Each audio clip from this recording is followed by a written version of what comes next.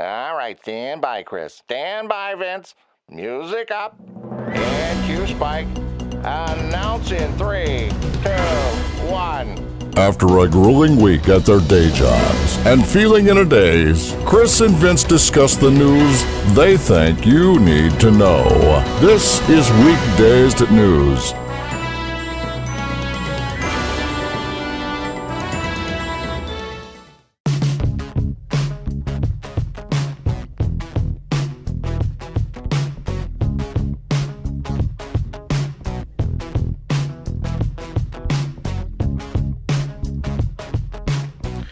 So, did you hear about what happened to Michael Bay? Michael Bay, the director? Yes, he was attacked on the set of The Transformers, which I guess is at part 7 now. What? I don't know. I think they're rebooting it. They're starting over. Reboot. All right, it's reboot time. This is from USA Today. Thursday was a wacky day at work for director Michael Bay, but what day isn't a wacky day at work for Michael Bay? He was reportedly attacked by two men while filming the latest installation of the Transformers movie franchise in Hong Kong. Local police tell Reuters that two young men who were brothers approached Bay, and the younger sibling demanded that he hand over nearly $13,000. Nearly 30. I mean, did he just picked a number and said, hand it over? He may have had 50 grand on it. I think he probably demanded, I want $12,935, and they just kind of rounded it up. Nearly, yeah. Of course, that would have been in, I guess, Chinese currency, which is, of course, the Hong Kong. I don't know what is Chinese. It's the yuan, isn't it? Or how do you say that? Yeah. Yuan. Mm-hmm. Well, there's a little bit more of this story, Vince. I'm not sure if you caught this part, but immediately afterwards, Bay was criticized for his part in the robbery. That it was way over the top and it contained simply mindless violence, no substance at all. One bystander even noted that his childhood was practically ruined by the robbery and why he couldn't be robbed by a classic robbers, with masks and black and white striped suits. Mm-hmm. But no, instead they were racist Chinese take on two brothers. Much like the jive-talking cars in Transformers 2. I'm just sick of this. And what's really disappointing about this, Jackie Chan was not there. Oh, yeah. It would have been a perfect opportunity. I mean, you'd think that Michael Bay, of all the directors, would see the mass appeal of Jackie Chan being cast as one of these brothers. Right. I mean, and it's just like Michael Bay to be over the top in these robberies, especially, who gets robbed for $13,000? Right. Seriously. Yeah. I mean, I could see $300, maybe a cell phone. But no, typical Michael Bay, over the top, has to get robbed for $13,000. Yeah, man, give it a rest, Bay. Seriously. Well, for our next story, I think this is really, really pertinent to, our society today. But Dr. Manny Alvarez has been quoted as saying that America's obsession with The Walking Dead is hurting our society. Is it seriously hurting our society? Well, Alvarez would argue yes.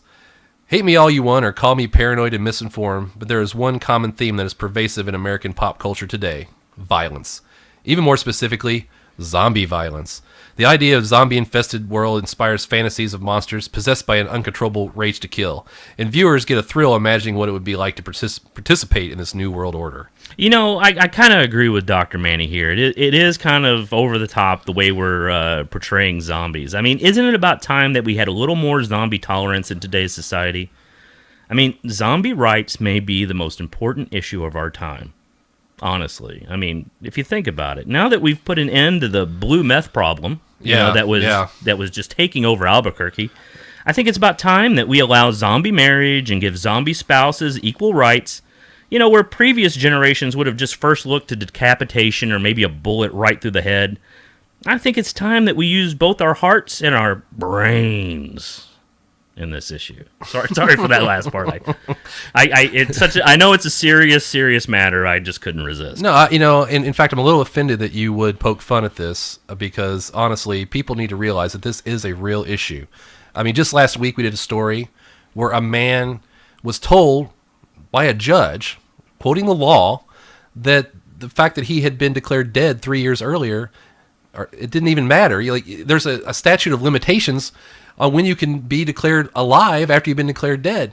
Now, that just opens this up legally. Just declared, zombies everywhere. Yeah, just to be declared dead, and he's like, I'm a zombie. I still feel in kind of obscure and undisclosed ways that scientists can't explain. You know? Yeah, and it just surprises me that in this day and age that that we're not, you have to be alive to be extended the rights of every other American. If an insatiable need to eat brains is wrong, I'm not sure I want to be right. You know what I'm saying? I do know exactly what you're saying.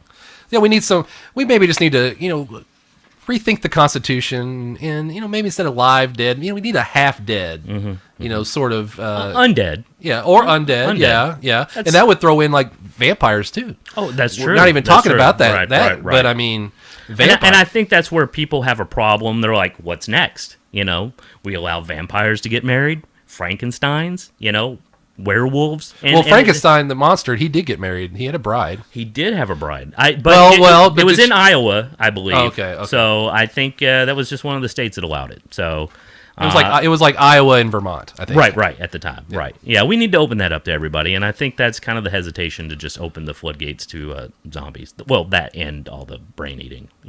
Well, the brain eating can be a bit of a turnoff. It really can. But hey, look at it this way though.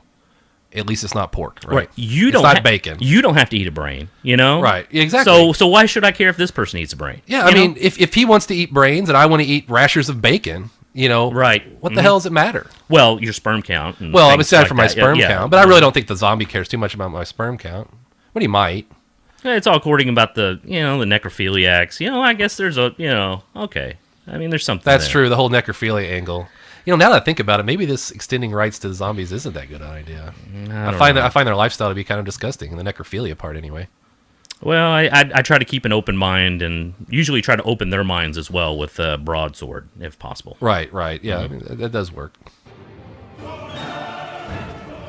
This has been a Don't Tell Me My Business media production.